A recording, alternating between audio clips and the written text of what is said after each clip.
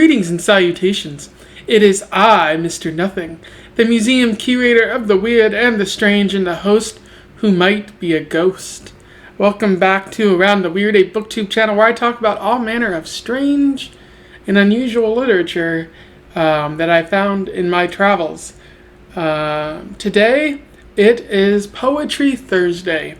Another great day to talk about the beautiful poetry that I've found in the world, the odd poetry that I've found in the world, the poetry from lesser known poets, so a bit more modern poetry. Today I wanted to highlight a poem about bees of all things, which should be interesting because if you recall, I've already spoken about bees in the past on Poetry Thursday when I read My Bees, an Allegory by Helen Hunt Jackson. So I found yet another poem about bees called Bees, So Many Bees by Anne Jackson. It is interesting that there is a surname connection there, although I don't think the two people are related. So yeah, it's about bees. It's by Anne Jackson. Who is Anne Jackson? I hadn't heard of this person before. I found the poem. It turns out she's a New Zealand poet. She has a fair amount of poetry collections and has written poetry for poetry journals in the past. But she's not really highly celebrated, and she doesn't have a lot of awards to her name.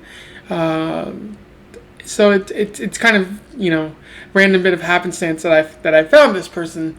But something interesting is that she currently teaches at a university in New Zealand. So, a person of high status, I guess, doing poetry. So, getting her brand of poetry out into the world, presumably. So without further ado, I would like to read Bees, So Many Bees by Anne Jackson. After 20 years of marriage, we walked out of the bush and on a rough dirt road. We followed it till we saw a pond we might be able to get to. The ground was boggy and buzzing. The pond was thick with weed and slime. It was not the sort of pond anyone would swim in, but we did. Picking and sliding into the water over the bogs and bees we suddenly noticed were everywhere. Were settling on our hair as we swam, ducks turning surprised eyes our way. After 20 years of marriage, what is surprising isn't really so much the person you are with, but to find yourself so out of place in this scene. Cold, but not able to get out without stepping over bees. So many bees. And so that was Bees, So Many Bees by Anne Jackson. It's a pretty interesting poem, kind of hilarious in that if you read it on its surface, it sounds like people going to sort of a grimy pond and discovering that there's probably no way out of the grimy pond, out of your action without a little pain coming your way by stepping on bees or getting stung on bees. It's not going to be a fun time for you. I do like the way that Anne Jackson describes this pond. It's very grimy and gross, and who would want to swim in it? Like, she even says that. Like, the pond was thick with weed and slime. The ground was boggy and buzzing. It sounds really gross, but, I can kind of sympathize with going for a swim because it's currently like in the 90s here, at least in where I live in the desolate wastelands of Washington. So, like, yeah, if it was hot outside, I would absolutely go swimming, even if the water was a little gross. And then finding yourself surrounded by ducks and all kinds of gross bugs. I've swam in a number of places when I lived in Iowa where it quickly became clear that there were a bunch of gross bugs in the water, so I had to get out as quick as I could. So that I can kind of sympathize with that. But it's also clear that this poem isn't really about going for a swim. Kind of like with Indran Amir Thanayagam, when he wrote Kiss, which I read a few weeks ago. He wrote how he wanted to kiss somebody, but his poem was clearly about Sri Lanka and the suffering of the Tamil people in Sri Lanka. And I feel like that's the same thing is kind of happening here, where on the surface it seems about a pond, but Anne Jackson is clearly trying to talk about her marriage here. I feel like the most evidence, like the best piece of evidence for that is how she starts her poem. After 20 years of marriage, we walked out of the bush and onto a rough dirt road, and then she goes on and on and on. And it's important that she starts it with after 20 years of marriage. And I feel like you wouldn't start a poem where you go to a pond with that unless the highlight was the marriage.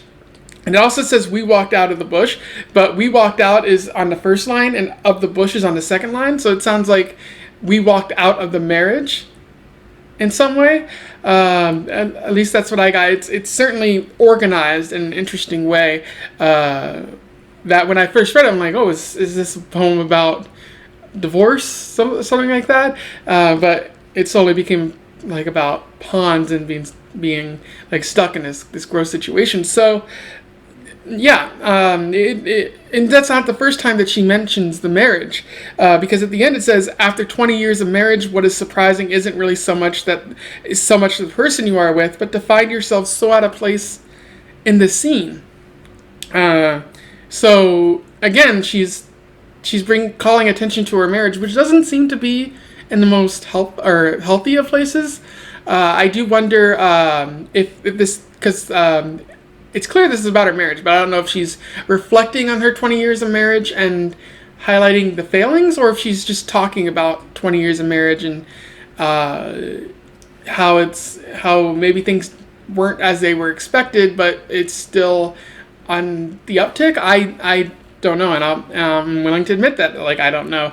But it does seem like she's talking about a failed marriage, a relationship that isn't turning out the way she expected. And you could just going with that analogy, you could argue that the bees represent either minefields, like if you step on the bees, like that's another problem in the marriage. Or it could be that these people are already at the end of their relationship. They've already established, okay, we're getting divorced, and so they're in this pond, this filthy area that two people kind of don't really want to be.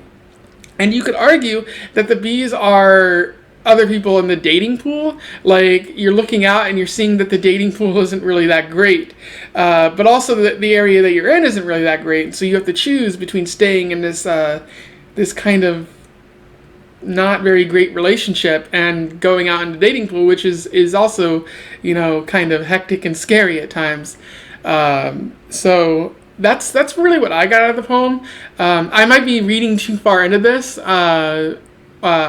It might be about something completely different, but I really enjoyed this poem. So overall, I like this poem, and I definitely recommend that you read it. I will put a link to it in the description, so that you may also enjoy it. After you have read it, feel free to comment below, or simply, just if you want to comment about something I said, absolutely feel free to do that.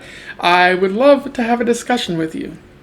Don't forget to like, share, and subscribe so that I can get the message out there. We can share Poetry Thursday with the masses, and just for a good time in general. Otherwise, I wish you a pleasant time in your weird travels. Goodbye.